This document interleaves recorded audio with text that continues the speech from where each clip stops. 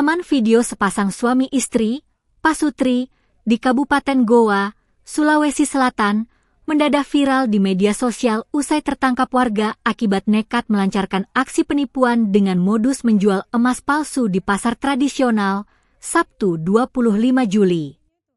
Kedua pelaku yang diketahui berinisial MU, suami, dan RI, istri, tersebut diamankan warga di Pasar Minasa Upa, Kecamatan Somba Opu, Kabupaten Goa. Pasutri tersebut terpergok menjual emas imitasi kepada salah seorang pedagang dengan harga emas asli. Demi melancarkan aksinya, kedua pelaku menyertakan nota pembelian emas fiktif agar korbannya percaya. Akibat penipuan tersebut, korban diperkirakan mengalami kerugian hingga lebih dari 6 juta rupiah. Dalam salah satu aksinya, pelaku menjual perhiasan imitasi seharga 1,2 juta rupiah. Padahal, perhiasan tersebut sebelumnya dibeli secara daring, online, dengan harga hanya Rp66.000. Kasat Reskrim Polres Goa, AKP Muhalis, membenarkan penangkapan pasangan suami istri tersebut terkait dugaan tindak pidana penipuan perhiasan imitasi. Betul, kedua pelaku sudah ditangkap dan saat ini masih menjalani pemeriksaan intensif di unit Jatanras Satreskrim Polres Goa, ujar AKP Muhalis. Guna meyakinkan para korban, pasutri tersebut sengaja mencetak dan membawa nota pembelian palsu. Dari tangan pelaku, polisi mengamankan sejumlah barang bukti berupa gelang.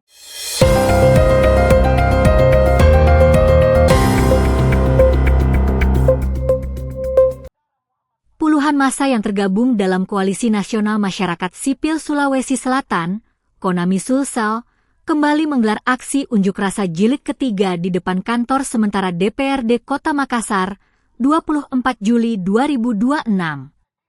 Aksi yang dipimpin oleh Muammar Hadafi, Amar, selaku jenderal lapangan tersebut berlangsung dengan tensi tinggi hingga menyebabkan kemacetan panjang setelah massa melakukan aksi duduk dan memblokade sebagian badan jalan di depan kantor DPRD Kota Makassar. Aksi tersebut merupakan lanjutan dari rangkaian protes Konami Sulsel terkait dugaan penggunaan gelar akademik sarjana ekonomi (SE) oleh anggota DPRD Kota Makassar fraksi Gerindra, Muhammad Farid Rayendra, yang menurut Konami masih memerlukan klarifikasi dan verifikasi secara terbuka. Dalam orasinya, Amar menjelaskan bahwa langkah tersebut berangkat dari hasil penelusuran dan investigasi awal yang dilakukan pihaknya. Berdasarkan penelusuran terhadap data pangkalan data pendidikan tinggi, Dikti, nama yang bersangkutan tidak ditemukan sebagaimana klaim penggunaan gelar akademik yang selama ini digunakan dalam berbagai aktivitas publik, termasuk pada kegiatan reses. Kami tidak pernah menyimpulkan bahwa seseorang otomatis memiliki ijazah palsu hanya karena datanya tidak ditemukan di Dikti.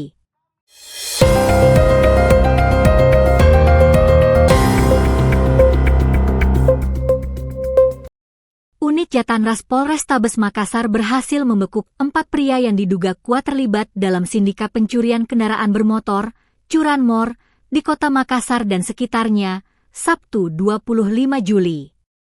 Salah satu pelaku diketahui berprofesi sebagai juru parkir, jukir, liar, sementara pelaku lainnya merupakan residivis yang tercatat pernah beraksi di 24 lokasi berbeda. Penangkapan komplotan ini bermula setelah polisi menangkap satu pelaku terlebih dahulu. Selanjutnya, petugas melakukan pengembangan dan membekuk 3 pelaku lainnya berinisial IS, 26, AH, 24, dan WT, 24, pada Jumat 24 Juli. IS dan AH ditangkap di Makassar, sedangkan WT diamankan di wilayah Kabupaten Goa.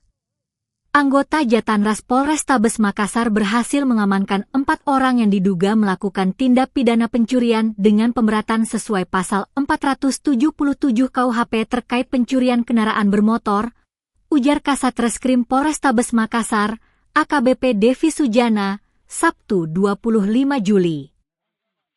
Dari hasil pemeriksaan awal, Is yang berprofesi sebagai jukir liar merupakan otak sekaligus eksekutor utama dalam aksi curanmor ini. Dari 4 pelaku dengan 4 TKP berbeda ini, salah satunya berprofesi sebagai tukang parkir.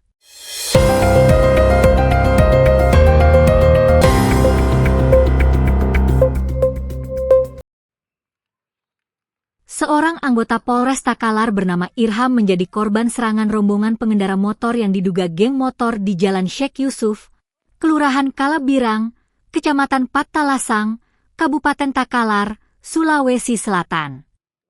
Peristiwa tersebut terjadi di depan rumah jabatan Ketua DPRD Takalar pada Sabtu, 25 Juli 2026, sekitar pukul 21.30 WITA.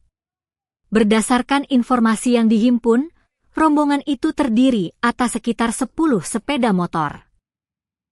Sejumlah pengendara disebut berboncengan 3 serta diduga membawa ketapel dan anak panah busur. Saat melintas di lokasi kejadian, rombongan tersebut diduga berkendara secara ugal-ugalan, memenuhi sebagian badan jalan, dan berulang kali menggebrak knalpot sehingga mengganggu pengguna jalan lainnya. Irham yang saat itu berada di dalam mobil kemudian menegur para pengendara tersebut. Namun, teguran itu diduga membuat rombongan pemotor marah dan melempari mobil yang ditumpangi Irham dengan batu beberapa kali. Irham selanjutnya turun dari mobil dan berusaha mengejar para pelaku dengan dibantu sejumlah warga di sekitar lokasi.